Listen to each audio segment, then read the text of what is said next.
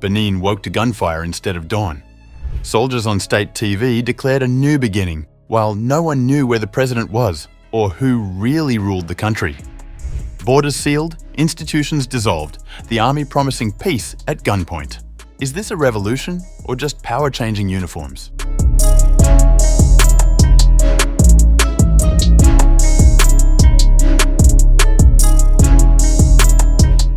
In an unexpected turn of events, armed soldiers appeared on Benin's state television announcing the overthrow of President Patrice Talon in an apparent military coup. Soldiers led by Lieutenant Colonel Pascal Tigri, calling themselves the Military Committee for Refoundation, declared on December 7th that they had removed Talon from office and dissolved all state institutions. Beninese people, dear compatriots, on this day, Sunday, December 7th, 2025, we, the Defense and Security Forces, after careful consideration and to give our country a new direction, have decided to take our responsibilities following the multiple failures of Mr. Patrice Talon's government. These include, on security matters, the continuing deterioration of the security situation in northern Benin, the ignorance and neglect of the situation of our fallen brothers in arms, and especially that of their families, abandoned to their fate by Mr. Patrice Talon's policies, despite multiple promises relayed in the media.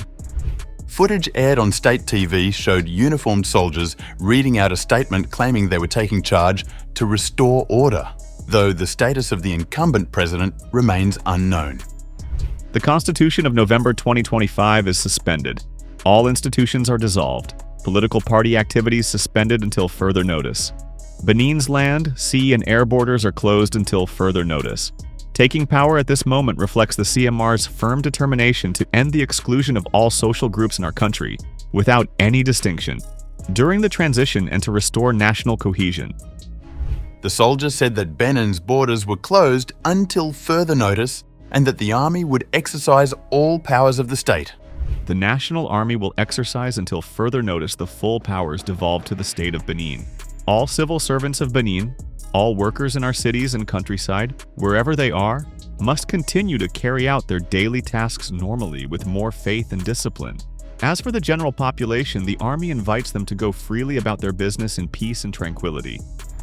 According to France 24, the unrest began in the early hours with an armed attack on President Talon's residence in Porto Novo. Gunfire was also reported near Camp Guezo, close to the presidential residence, prompting the French embassy to urge citizens to remain indoors. Talon, who has ruled the West African nation since 2016, was due to step down in April after completing his tenure. Dear fellow citizens, gunfire has been reported in Camp Guezo, near the residence of the President of the Republic, Mr. Patrice Talon. As a security precaution, we urge you to remain at home until further notice, while the situation is fully clarified. We recommend that you regularly follow the news and remain attentive to official announcements in the coming hours. Thank you for your vigilance and cooperation.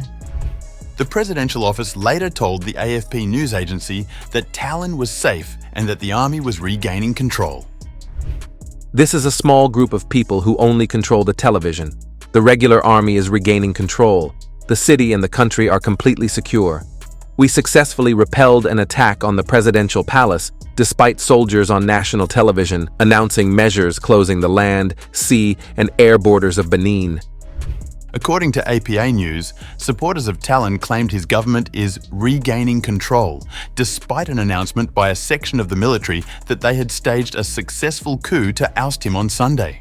Reuters also quoted Beninese official Olusegun Ajadi Bakari as saying that Talon still enjoys the backing of a larger section of the army and presidential guard who have apparently thwarted the coup and put the situation under control.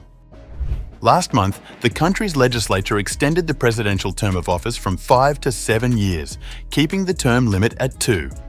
Talon's party pick, former finance minister Romuald Wadagni, was the favourite to win the election. Opposition candidate Reno Agbojo was rejected by the Electoral Commission on the grounds that he did not have sufficient sponsors.